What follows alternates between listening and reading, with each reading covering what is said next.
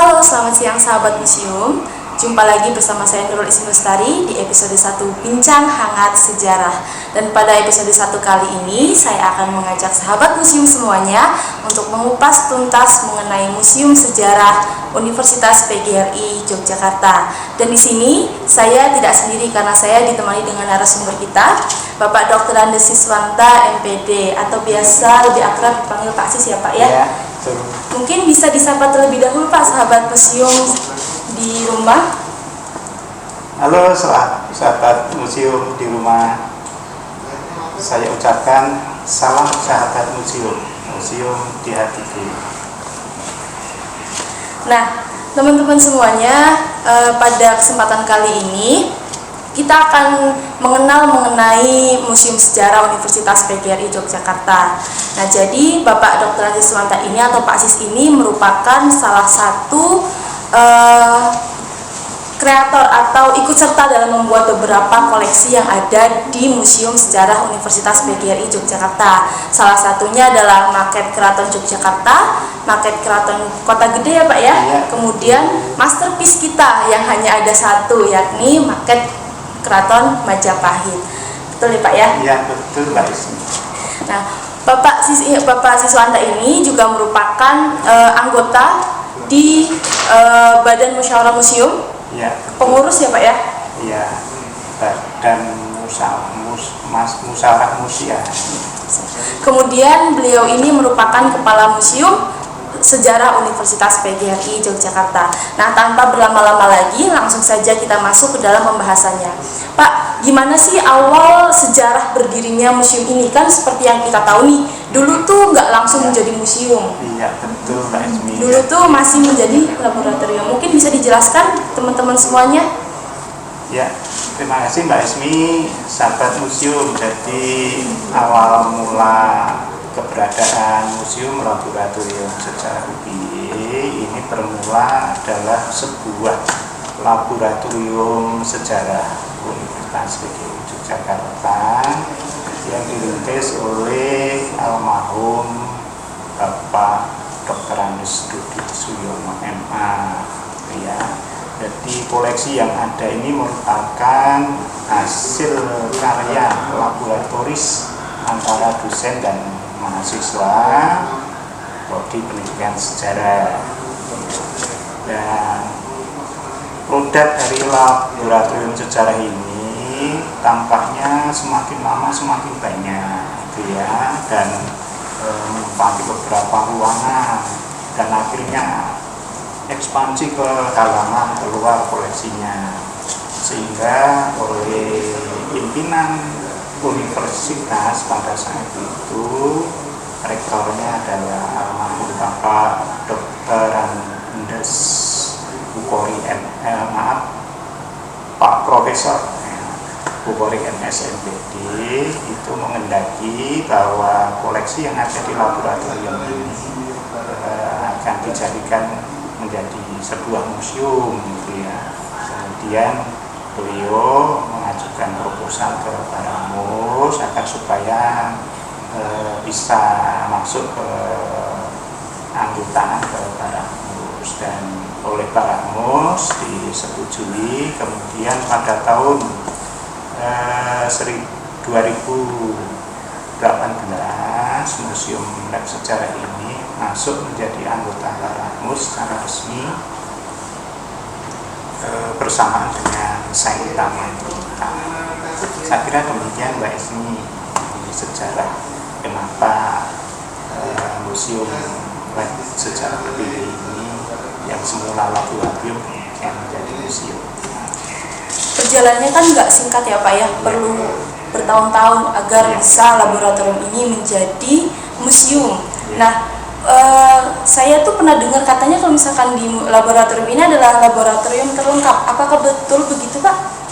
Pada saat itu memang laboratorium sejarah ya, untuk khusus prodi sejarah tingkatan perguruan tinggi terlengkap.